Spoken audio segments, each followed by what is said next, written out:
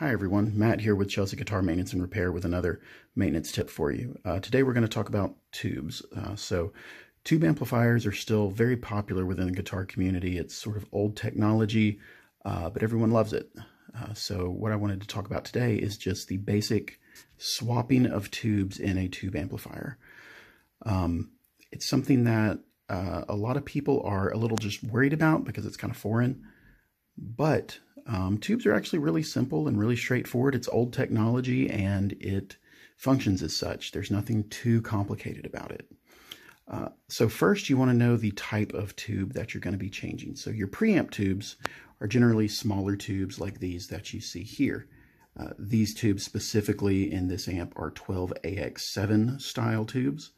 And then you've got power tubes, which are generally larger, which are these guys here. These are 6L6 style tubes. And then there's another tube over here in the corner with the same type connection, which is for the rectifier.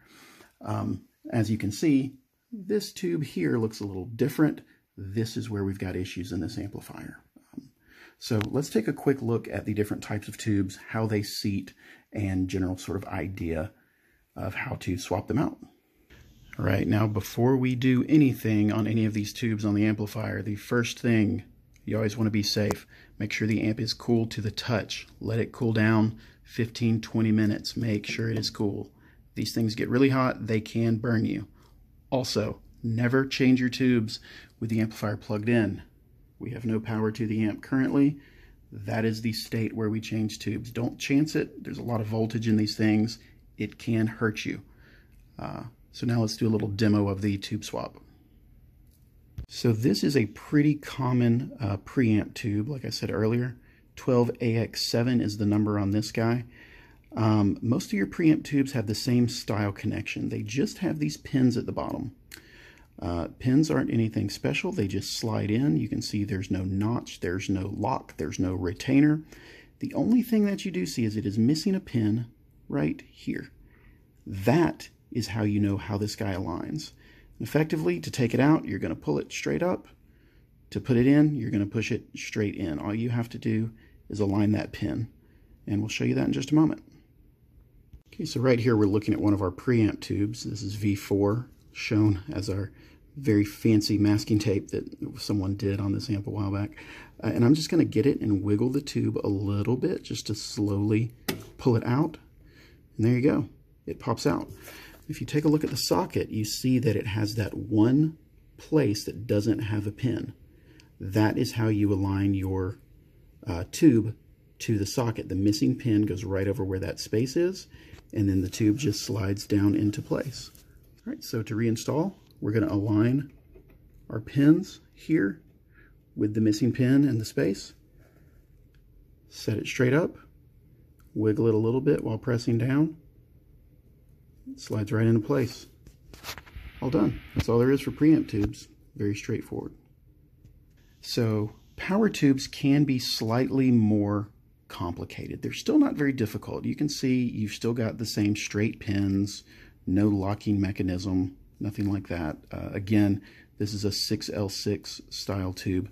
The one thing that you do find on this style tube is this pin in the center serves as an alignment. And as you can see, there's a little tab on the edge of this center pin. That tab is what dictates the orientation of these tubes. And since these pins are a little larger, the tubes themselves are a little larger, they can sometimes fit kind of snug, and you have to be careful not to break this center pin on removal or replacement. But they do slide straight in once you get them aligned, and they pull straight out. Just give them a little bit of a wiggle to loosen them up, and that's all it takes. Let's give you a little demonstration. All right, so to demonstrate the removal of the power tubes, you can see this one, this amp specifically has these little spring clips that press against the plastic at the bottom of the tube to hold it in place. It's pretty common on amplifiers. It just keeps the tube in place at loud volumes when things can rattle loose and can cause your tubes to move a little bit. So we're just going to push down on that spring clip with 2 fingers here to release it off the tube. Hold the tube firmly, rotate it slightly, just give it a little wiggle. You don't want to wiggle it too much because there is that alignment pin in the center. It'll slowly back out, and there you go. You can look at your socket here, you can see the alignment pin on the center that gives the orientation of your tube. You're going to match that up with your new tube that you're replacing it with, and then it'll slide right down in the socket. So now we're just going to put this tube back in. Again, we've got our alignment pin here. It needs to face this way, so I'm going to put it in gently, make sure my alignment tube is, or my alignment pin is correct. And we're just going to, again, release these spring clips, rotate it slightly so it just has a little bit of a wiggle while you're pushing it down, help it seat better. When it's fully seated, you're good to go. Now, some people are concerned about touching the tubes with your bare fingers. Some people think that the oil on your fingers can cause the tubes to fail. That's not really a problem. These vacuum tubes and amplifiers don't really get hot enough to cause the same problems as like oils on something like a headlight for a car. Those can fail if you have fingerprints on them. Tubes and amplifiers don't really, but if you feel bad about it and you just want to be careful, you can wear gloves whenever you put your tubes in, or you can wipe them down with a cloth when you're done. All of that can give you just a little bit more peace of mind if you're worried about it.